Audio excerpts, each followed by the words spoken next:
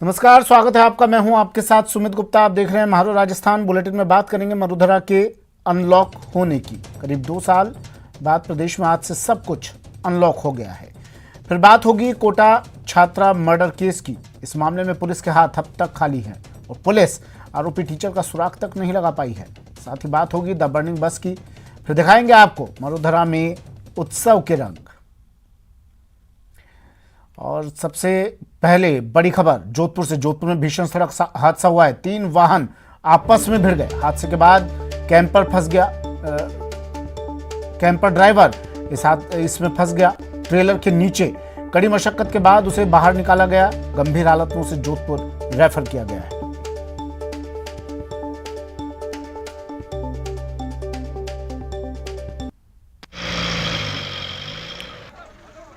बड़ी खबर है, सड़क हादसा हुआ है जोधपुर में। 3 वाहन आपस में भिड़े। हादसे के बाद कैंपर ड्राइवर कैंपर के नीचे फंस गया। कड़ी मशक्कत के बाद उसे बाहर निकाला गया। जोधपुर जैसलमेर नेशनल हाईवे 124 पर यह हादसा हुआ। 2 ट्रेलर और एक कैंपर में भीषण टक्कर हो गई। चंद्रशेखर व्यास मेरे सहयोगी जोधपुर से हमारे साथ फोन लाइन पर जुड़ गए हैं। चंद्रशेखर, क्या जानकारी, किस तरह यह हादसा हुआ? देखिए, प्राप्त जानकारी के अनुसार जो कैंपर सवार था वो जैसलमेर की तरफ जा रहा था। इस दौरान सामने से आ रहे ट्रेलर से टकरा गया और उसकी कैंपर का जो आगे का हिस्सा था वो पूरी तरह से जो है ट्रेलर के नीचे धंस गया था। इस दौरान पीछे से आ रही ट्रेलर ने भी जो है उसको टक्कर मारते हुए वो पलट गई। इस हादसे में करीब 2 घंटे तक कड़ी मशक्कत करने के बाद जो क्रेन और जेसीबी की सहायता से जो घायल युवक है उसे बाहर निकाला गया। उसकी स्थिति गंभीर बताई जा रही है। उसे जोधपुर के मथुरादास माथुर अस्पताल में भर्ती करवाया गया। जी कितने लोग इसमें घायल हुए हैं, उनकी क्या स्थिति फिलहाल? देखिए, जो स्थानीय सूत्रों से जो जानकारी मिली है, इस मामले में सिर्फ एक व्यक्ति जो कि कैंपर में सवार था वो घायल हुआ है और उसे जो है कड़ी मशक्कत के बाद जो है 2 घंटे मेहनत करने के बाद जो उसे बाहर निकाला गया। उसकी स्थिति गंभीर बताई जा रही है। वह ट्रेलर के नीचे कैंपर में दबा हुआ था, जिसके चलते उसके शरीर पे कई जगह पर जो है गंभीर चोटें आई है। ऐसे में उसे जोधपुर के मथुरादास माथुर अस्पताल में भर्ती कराया गया, जहाँ उसका इलाज जारी है। जी ठीक है, शुक्रिया तमाम जानकारी के लिए चंद्रशेखर व्यास मेरे सहयोगी हमारे साथ जोधपुर से फोन लाइन पर जुड़े। सड़क हादसा जोधपुर में। और अब बात लपटों की विनाश लीला की। चूरू में सुजानगढ़ के सालासर में पेट्रोल पंप की पार्किंग में खड़ी बस में अचानक आग लग गई। यह आग पास में खड़ी कार में भी लग गई। इस आग पर लोगों ने जैसे तैसे काबू पाया और कार को साइड में कर दिया। सुजानगढ़ नगर परिषद के फायर ब्रिगेड प्रभारी रामनिवास काला को इसके बाद सूचना दी गई। सूचना मिलने पर मौके पर दमकल भेजी गई। गनीमत ये रही कि इस हादसे में कोई हताहत नहीं हुआ।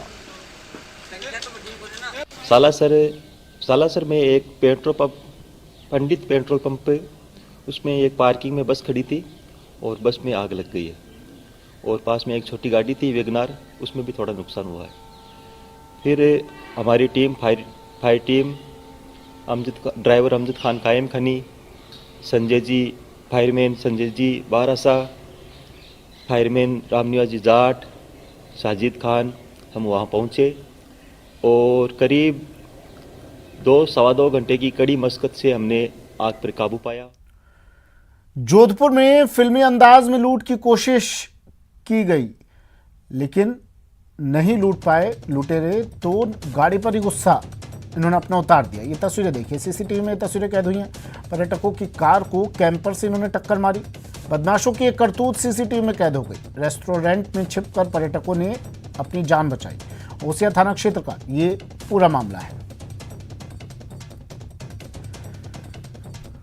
जोधपुर की ये तस्वीरें हैं। जोधपुर में फिल्मी अंदाज में लूट की कोशिश की गई, लेकिन जब लुटेरे अपने मंसूबों में कामयाब नहीं हो पाए तो इन्होंने पर्यटकों की गाड़ी पर अपना गुस्सा उतार दिया। पर्यटकों की कार को इन्होंने कैंपर से टक्कर मारी, जान लेने की कोशिश की, जानलेवा हमला किया पर्यटकों पर। इसके बाद पर्यटकों ने रेस्टोरेंट में छिपकर अपनी जान बचाई। और ये पूरी करतूत, इन अपराधियों की, इन बदमाशों की करतूत वहां लगे तीसरी आंख में सीसीटीवी में कैद हो गई। मामला पूरा ओसिया थाना क्षेत्र का बताया जा रहा है।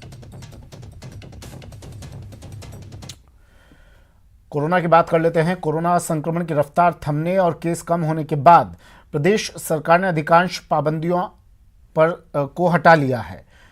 इसके साथ ही आज से नई गाइडलाइन भी लागू हो गई है, जिसमें कई तरह की छूट दी गई है। नई गाइडलाइंस में पहली से 5वीं तक के बच्चों के स्कूल खोलने को मंजूरी दी गई है। अब तक 6ठी से 12वीं तक की कक्षाएं ही ऑफलाइन चल रही थी। अब आज से छोटे बच्चों की भी ऑफलाइन क्लास शुरू हो गई है।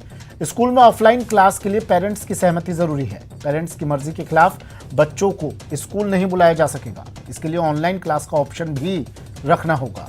अब नई गाइडलाइन के हिसाब से वैक्सीनेशन पर जोर दिया गया है।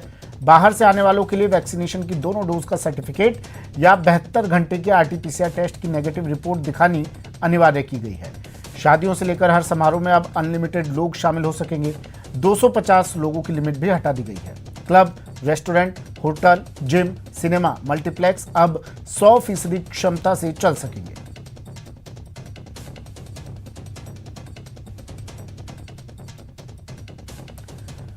तो कोरोना की रफ्तार धीमी हुई और प्रदेश सरकार ने अब लोगों को भी राहत दे दी है। गाइडलाइंस आज से नई लागू हो गई हैं। अधिकांश पाबंदियों को हटा लिया गया है। कई तरह की छूट दी गई हैं। पहली से 5वीं तक के बच्चों के स्कूल भी अब खुलेंगे, मंजूरी मिल गई है इसकी। अब तक 6ठी से 12वीं तक की ही कक्षाएं ऑफलाइन चल रही थी। अब आज से छोटे बच्चों की भी ऑफलाइन क्लास शुरू हो गई है। अब बच्चे स्कूल जा सकते हैं। स्कूल में ऑफलाइन क्लास के लिए लेकिन पेरेंट्स की सहमति ज़रूरी होगी और पेरेंट्स अगर अनुमति नहीं देते हैं तो बच्चों को स्कूल नहीं बुलाया जा सकेगा। ऑनलाइन क्लास का भी ऑप्शन रखना होगा स्कूलों को। इसके लिए वैक्सीनेशन पर जोर दिया गया है लेकिन नई गाइडलाइन में। महेश दाधीच मेरे सहयोगी हमारे साथ जयपुर से सीधा जुड़ गए हैं। महेश, नई गाइडलाइन और बहुत सी राहत।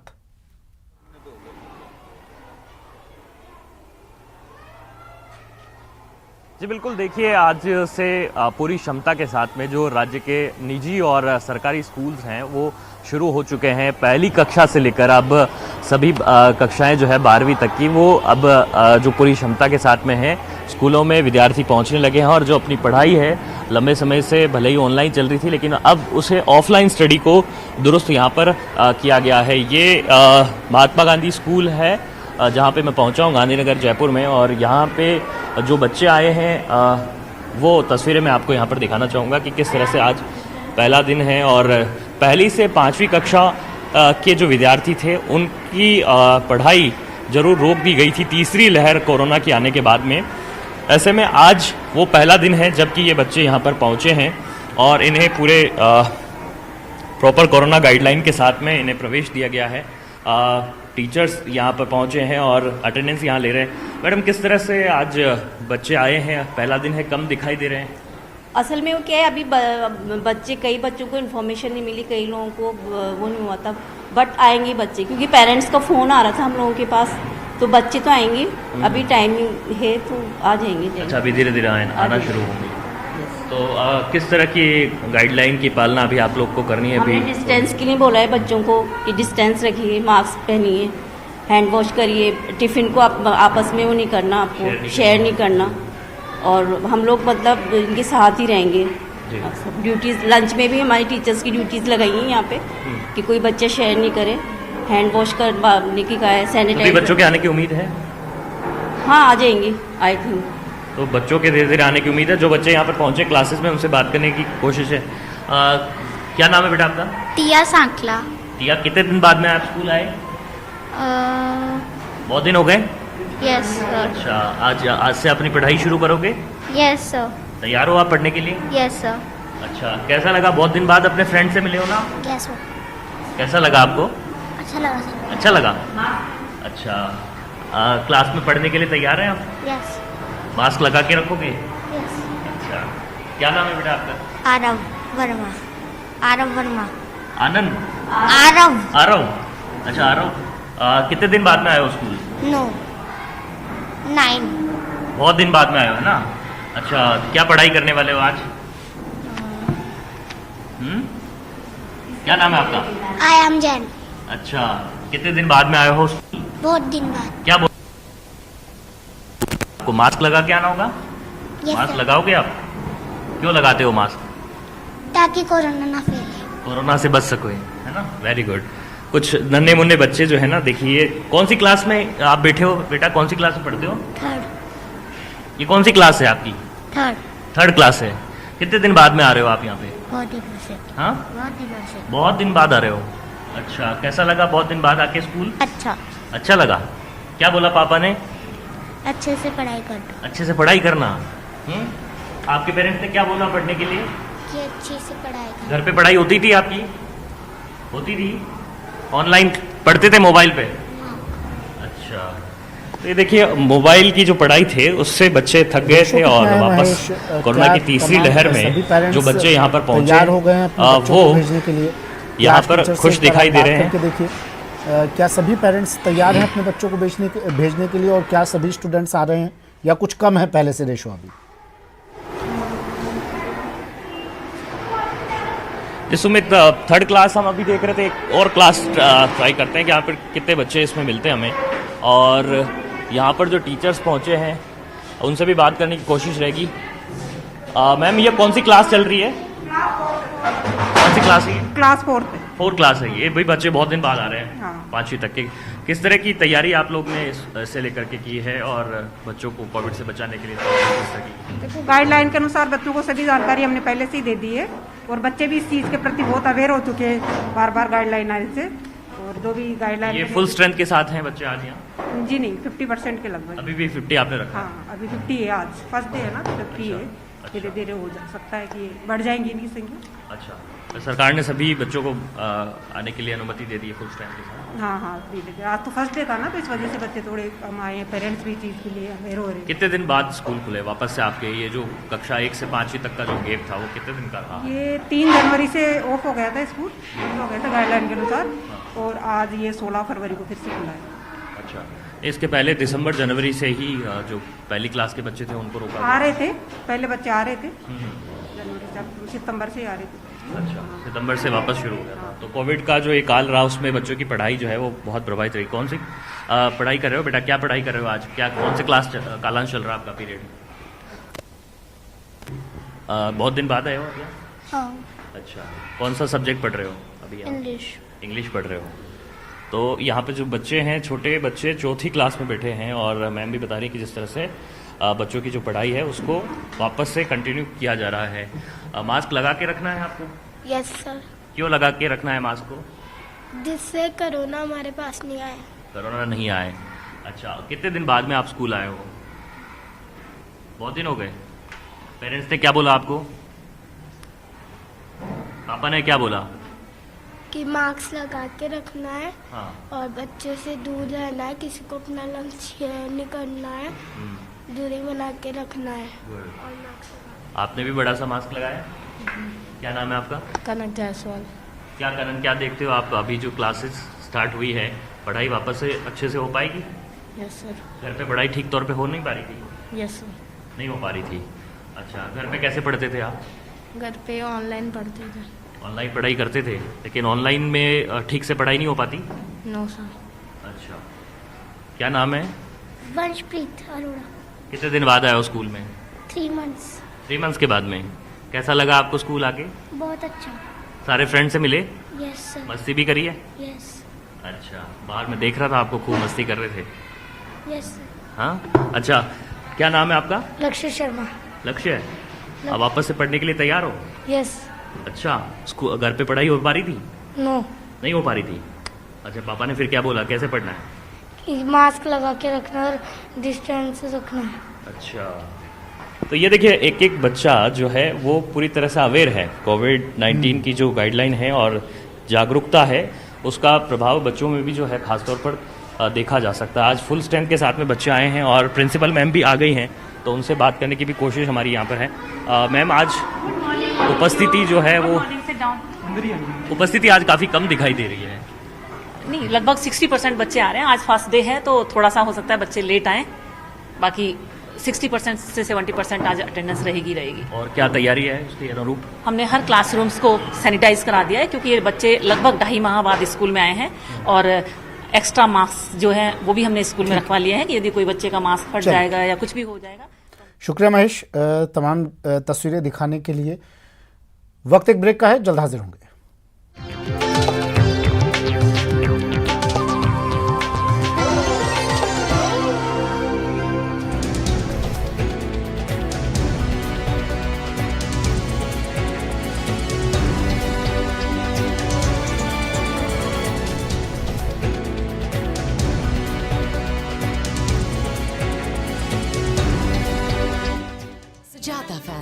from the house of Sujata Mixer Grinder.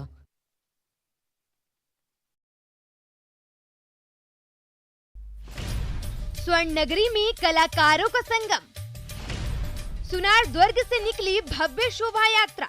कला संस्कृति और धरोहर की धरती जैसलमेर और विदेशी सैलानियों की यहाँ पर आवक। ये देखिए किस तरह से विदेशी सैलानी जो है वो यहाँ पर लुत्फ उठाते हुए नजर आ रहे हैं। आप देख सकते हैं कि मरु महोत्सव की ये शोभा यात्रा का रंगम दृश्य, जिसमें यहाँ कला और संस्कृति के अनूठे संगम के बीच राजस्थान की और महाराष्ट्र, गुजरात, अन्य प्रदेशों की कला के बीच ये टूरिस्ट जो है वो लुत्फ उठाते हुए नजर आ रहे हैं। मरु महोत्सव का आगाज कलेक्टर डॉक्टर प्रतिभा सिंह समेत कई जनप्रतिनिधियों और प्रशासनिक अधिकारियों ने हरी झंडी दिखाकर किया।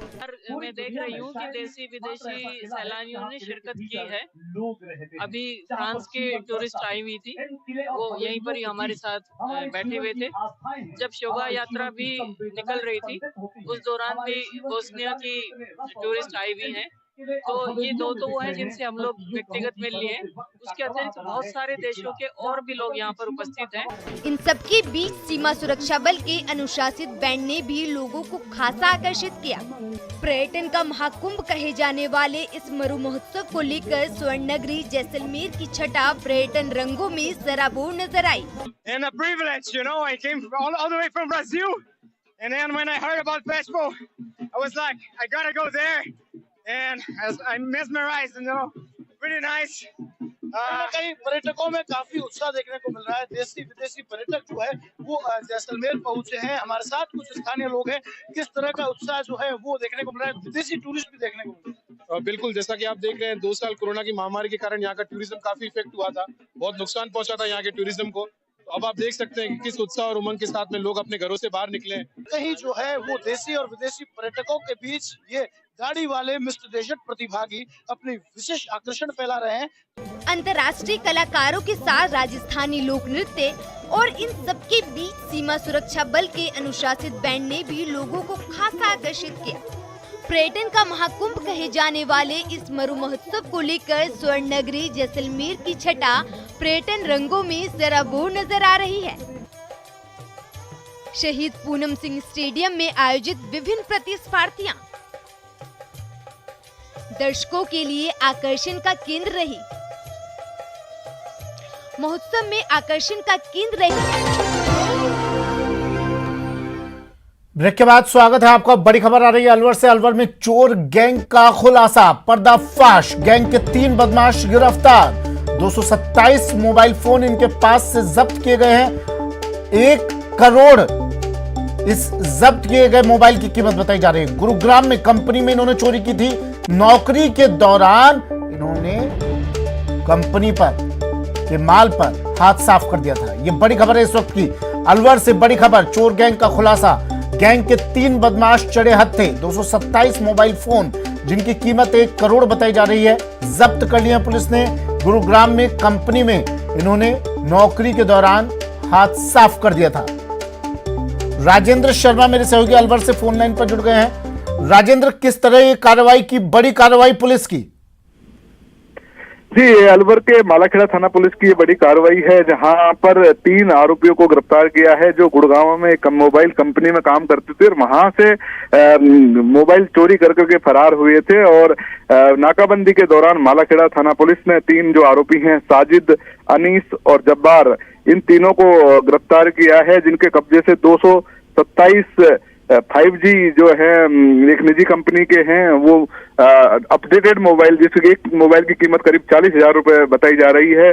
227 मोबाइल हैं वो जब्त किए हैं, जिनकी कीमत करीब 1 करोड़ से अधिक इन मोबाइल की कीमत है। तो कहीं न कहीं बड़ी कार्रवाई है अलवर पुलिस के द्वारा कि जो गुरुग्राम से एक कंपनी से चोरी कर करके जयपुर की तरफ जा रहे थे, उन 3 बदमाशों को गाड़ी को चेक किया था। इस दौरान उसमें भारी मात्रा में मोबाइल मिलने पर पुलिस ने पूछताछ की तो आरोपी कोई जवाब नहीं दे पाए। इस दौरान पुलिस ने जो 3 हथियार भी आरोपियों के पास से जब्त किए हैं, पुलिस आरोपियों से पूछताछ करने में जुटी है। कुछ देर बाद एसपी तेजस्विनी गौतम इस पूरे मामले का खुलासा करेंगी।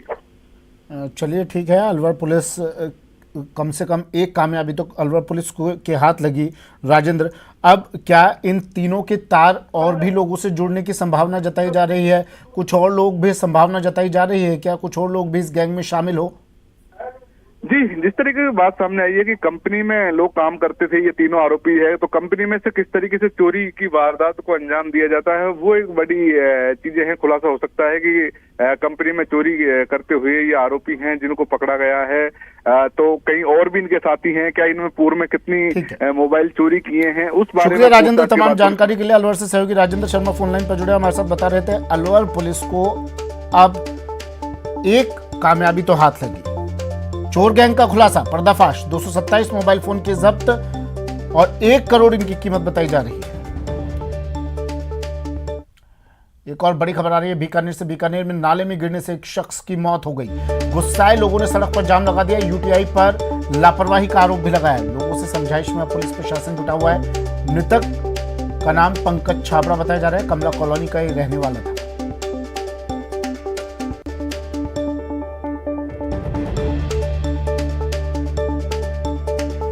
बीकानेर से बड़ी खबर, नाले में गिरने से एक व्यक्ति की मौत। गुस्साए लोगों ने सड़क पर लगाया जाम। विक्रम जगरवाल मेरे सहयोगी बीकानेर से फोन लाइन पर जुड़ गए हैं। विक्रम, लापरवाही प्रशासन की खामियाजा आम जनता भुगत रही है। समिति लापरवाही है प्रशासन की, क्योंकि जिस तरीके से जो लोग यहाँ हंगामा कर रहे हैं और सड़क को पूरी तरीके से जाम किया गया है, तो वहाँ के स्थानीय जो पार्षद हैं उनका सीधा सीधा आरोप है कि इस नाले को कवर करने के लिए यूआईटी से वह कई बार कह चुके हैं और उसके बावजूद उन्होंने जो लोक अदालत में भी इस प्रकरण को लेकर जो प्रकरण दर्ज करवाया था, उस पर भी ये फैसला आ चुका है कि इस नाले को कवर किया जाए, लेकिन बावजूद उसके प्रशासन की लापरवाही की या यूआईटी की लापरवाही की वजह से जो है इस नाले को कवर नहीं किया गया और इसकी वजह से आज ये हादसा हुआ है और एक युवक जिसकी यहाँ पे नाले में गिरने के कारण से मौत हो गई है। तो उसको लेकर पूरे क्षेत्र के लोगों में काफी रोष है और पार्षद के साथ उन्होंने सड़क को जाम किया है। हालांकि नया शहर पुलिस थाना की टीम मौके पर पहुंची है, लोगों को समझाइश किया गया है और उस बॉडी को जो है वो भी निकलवाया गया है नाले से और उसको पीबीएम अस्पताल की मोर्चरी में भेजा गया है। जिस शख्स की मौत हुई है उसकी पहचान जो है वो पंकज छाबड़ा के रूप में हुई है और ये स्थानीय निवासी है जो कमला कॉलोनी में रहता है और ये पूरी जो घटना है वो जसूसर गेट क्षेत्र में जो मार्केट है, सैटेलाइट अस्पताल है, बड़ा अस्पताल है, उसके आगे से ये पूरा नाला जो है वो गुजरता है और वहीं पे ये पूरी घटना हुई है। तो ऐसे में लोगों का साफ आक्रोश देखा जा रहा है कि प्रशासन किस तरह से जो है वो लापरवाह बना हुआ है और आम लोगों के जीवन जिस तरीके से खतरे में डाला जा रहा है उसको लेकर कहीं ना कहीं जो ये पूरा रोष देखा जा रहा है। जी सुमित। ठीक है, शुक्रिया विक्रम तमाम जानकारी के लिए।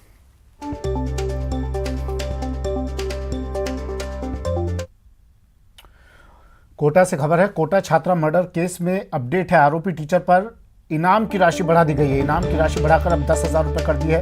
15 साल की छात्रा की हत्या का आरोप इस पर है। 3 दिन बाद भी आरोपी टीचर का सुराग नहीं लग पाया। छात्रा मर्डर केस को लेकर लोगों में भी काफी आक्रोश। कोटा से बड़ी खबर, अब आरोपी टीचर पर इनाम की राशि बढ़ाकर 10,000 रुपए कर दिए। 15 साल की छात्रा की हत्या का आरोप इस टीचर पर लगा है, जिसकी तलाश पुलिस कर रही है। ये देखिए तस्वीर, जिसकी तलाश पुलिस कर रही है। अब तक इसका सुराग नहीं लग पाया, इसलिए अब इस पर इनाम की राशि बढ़ा दी गई है। कोटा को अनिश्चित काल के लिए बंद भी करा सकते हैं और पुलिस प्रशासन से अभी अनुरोध है कि जल्द से जल्द गिरफ्तारी हो। और जो ये घिनौना काम हुआ है कोटा में, कोटा को सेक्शन नगरी के नाम से जाना जाता है। दूर दूर से छात्राएं यहाँ पढ़ने आती हैं। उनके माता पिता आने वाले समय में ऐसा नहीं हो कि कोटा का नाम बदनाम हो जाए और यहाँ भेजने से करता है। हमने 3 दिन का अल्टीमेटम दिया है और हम पुलिस प्रशासन से आग्रह करते हैं कि हमने बहुत संजीदगी निभाई है, उनको पूरा समय दिया है, लेकिन अभी तक जिस तरह से पुलिस प्रशासन अपराधी तक नहीं पहुंच पाया है, शहर में निरंतर आक्रोश बढ़ता जा रहा है। क्योंकि ये एक शहर की बेटी थी और जिस तरह से इसकी जघन्य हत्या हुई है, पूरा शहर कभी भी उसको माफ़ नहीं करेगा। हम चाहते हैं उसको तुरंत गिरफ्तार करें और उसे फांसी की सजा मिले। नाबालिग लड़की के मर्डर केस में वांछित अपराधी गौरव जैन की तलाश के लिए जो भी प्रयास किए जाने अपेक्षित हैं, हम हर एंगल से उसकी तलाश कर रहे हैं। सबसे पहले पुलिस के पास कोई उसके मूवमेंट की कोई जानकारी नहीं थी। पूरे शहर के जितने भी सीसीटीवी फुटेज हैं वो खंगालने के बाद एक इनपुट मिला और उसका केशवराय पाटन रोड की तरफ जाना ज्ञात हुआ। ओम प्रकाश मेरे सहयोगी हमारे साथ फोन लाइन पर जुड़ गए हैं कोटा से। ओम प्रकाश, 3 दिन हो गए, पुलिस के हाथ अब तक खाली हैं, तो चलो अब इनाम की राशि बढ़ाकर देख लेते हैं, क्योंकि हम अपराधी के गिरबान तक नहीं पहुंच पाएंगे। निश्चित रूप से शहर में लोगों में आक्रोश बढ़ता जा रहा है कि 3 दिन का समय देने के बाद भी पुलिस फिलहाल आरोपी तक नहीं पहुंच पाई है और आरोपी की नहीं पकड़ने के बाद स्थानीय लोग न केवल आक्रोश व्यक्त कर रहे हैं बल्कि आंदोलन की राह पर हैं और उग्र आंदोलन की चेतावनी दे चुके हैं। आज कई सामाजिक संगठनों के लोग एसपी सहित आईजी को ज्ञापन सौंपेंगे और जल्द गिरफ्तारी नहीं होने पर उग्र आंदोलन करने की बात कर रहे हैं। पुलिस के लिए एक चुनौती बना हुआ है। पुलिस के अपराध नियंत्रण के दाव पर कई बड़े सवाल खड़े हो रहे हैं कि इतना समय होने के बावजूद भी फिलहाल आरोपी के बारे में कोई विशेष सुराग नहीं लग पाया। हालांकि सिटी एसपी केसर सिंह शेखावत से हमारी बात हुई, उन्होंने कहा है कि जल्द ही आरोपी पुलिस की गिरफ्त में आ जाएगा, लेकिन संभावना यही जताई जा रही क्योंकि आरोपी का पहला इस तरह का अपराध है तो वो संभवत तनाव में आकर कहीं सुसाइड नहीं कर ले, ऐसी भी संभावना पुलिस को लग रही। इसलिए पुलिस न केवल सुसाइड पॉइंट पर बल्कि आसपास के नदी नालों ऐसे इलाकों में भी सर्च अभियान अपना तेज कर दिया है। पुलिस को संदेह है कि कोई इस तरह का कदम भी संभवत उठा सकता है। हालांकि पुलिस के हाथ कुछ महत्वपूर्ण सुराग भी लगे हैं, उसकी स्कूटी लगी है, बहुत सुराग लगे, लेकिन फिलहाल वो मोबाइल यूज नहीं कर पा रहा, किसी परिजन से संपर्क में नहीं आया और पुलिस के लिए एक बहुत बड़ी चुनौती है क्योंकि स्थानीय लोगों में आक्रोश व्याप्त है। 15 वर्षीय बालिका की हत्या के बाद ये आरोपी जो कोचिंग टीचर है भागने के बाद अभी तक कोई विशेष सुराग नहीं लग पाया है। आज यदि शाम तक यदि आरोपी की गिरफ्तारी नहीं होने पर कई सामाजिक संगठनों के लोग शाम को ही आंदोलन की राह पर है। दोपहर से ही कई लोग ज्ञापन सौंपेंगे और बाजार में इकट्ठे होकर एक नई रणनीति बनाएंगे। जी सुमित। चलिए, शुक्रिया ओम प्रकाश तमाम जानकारी के लिए। खबर भरतपुर से। भरतपुर गैंगरेप मामले के 3 आरोपियों को गिरफ्तार कर लिया गया है। अलग अलग जगहों से तीनों की गिरफ्तारी की गई है। अन्य आरोपियों की तलाश अब पुलिस कर रही है। नाबालिग को अगवा कर 2 दिन तक दुष्कर्म किया गया। एसपी ने घटनास्थल का जायजा लिया। 16 लोगों के खिलाफ मामला दर्ज करवाया गया था। भरतपुर गैंगरेप मामले के 3 आरोपी गिरफ्तार। अलग अलग जगहों से तीनों की हुई गिरफ्तारी। धौलपुर में महिला के साथ गैंगरेप के 6 आरोपियों को पुलिस ने गिरफ्तार कर लिया है। आरोप है कि शहर में किराए के मकान पर रहने वाली एक महिला के साथ 12 फरवरी 2022 को ऑटो चालक ने अपने सहयोगियों के साथ गैंगरेप किया था। आरोपियों को न्यायालय में पेश करने के बाद जेल भेज दिया गया। सीओ सिटी रविंद्र कुमार ने बताया कि 12 फरवरी 2022 की शाम करीब 7 बजे शहर के वाटर वर्क्स चौराहे से एक महिला सब्जी लेकर ऑटो में घर के लिए बैठी थी। ऑटो चालक महिला को सदर थाना इलाके में आगरा मुंबई राष्ट्रीय राजमार्ग के बगल में एक ढाबे के पीछे ले गया। वहां महिला को नशीला पदार्थ खिलाकर बारी बारी से दुष्कर्म किया गया। महिला किसी तरह वहां से जान बचाकर भागी और घर वालों को घटना के बारे में बताया।